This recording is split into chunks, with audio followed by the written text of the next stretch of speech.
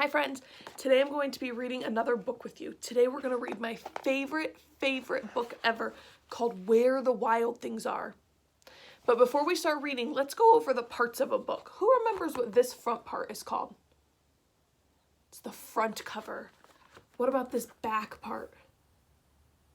The back cover? And who remembers what this part's called? It holds all the pages into the book so they don't fall out. It's called the spine. And then we talked about one more page, and it's this page, and it's usually one of the first pages in the book. It's called the title page. Who can remember what's it called when the person writes the words in the book? They are the author. So the author of our book is Maurice Sendak. And who remembers what it's called when the person draws the pictures in the book? That's the illustrator. And Maurice is also the illustrator of this book. So sometimes the author and the illustrator can be the same person. All right, let's read Where the Wild Things Are. The night Max wore his wolf suit and made mischief of one kind.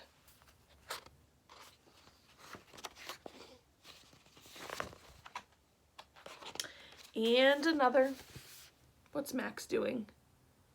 Looks like he's chasing the dog. His mother called him Wild Thing, and Max said, "I'll eat you up." So he was sent to his bed without eating anything.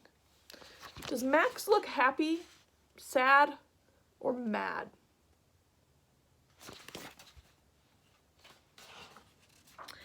That very night in Max's room, a forest grew.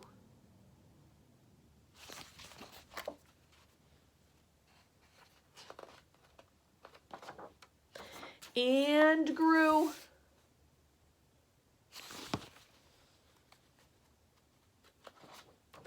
And grew until his ceiling hung with vines and the walls became the world all around. Do you think that would be fun, friends, if a forest grew in your room? And an ocean tumbled by with a private boat for Max, and he sailed off through the night and the day. And in and out of weeks and almost over a year to where the wild things are. Does Max look like he is happy, sad, mad, or scared on this page?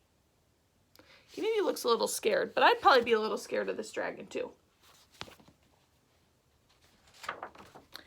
And when he came to the place where the wild things are, they roared their terrible roars, and gashed their terrible teeth, and rolled their terrible eyes, and showed their terrible claws.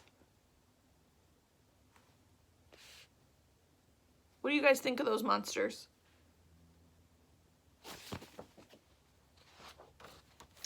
Till Max said, "Be still," and tamed them with the magic trick of staring into all the yellow eyes without blinking once.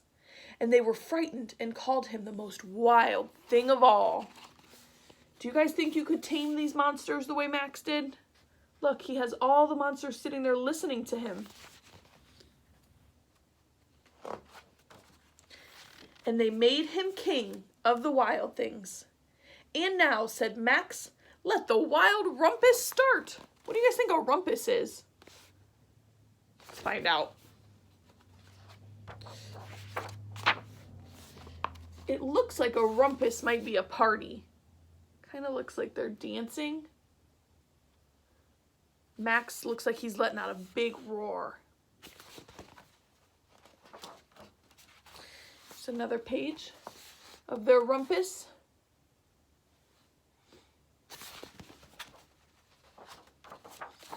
And one more. What do you guys think Max is thinking? He's up here on top of this monster.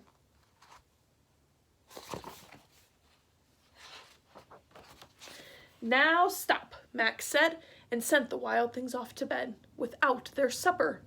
And Max, the king of all wild things, was lonely and wanted to be where someone loved him best of all. Then, all around, from far away, across the world, he smelled good things to eat. So he gave up being king of where the wild things are.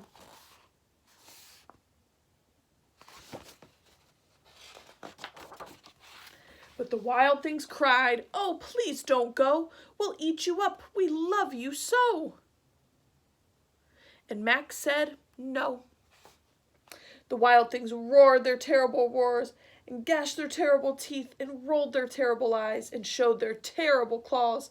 But Max stepped into his private boat and waved goodbye.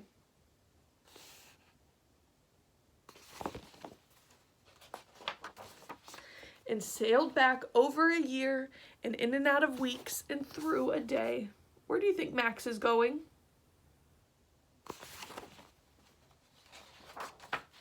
And into the night of his very own room, where he found his supper waiting for him. Max sailed back home.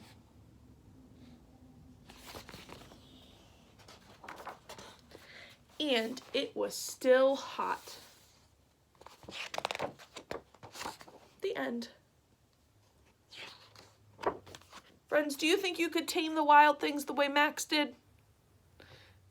I bet some of my friends would be great tamers of the wild things. All right, friends, thanks for reading with me. I'll see you later. Bye.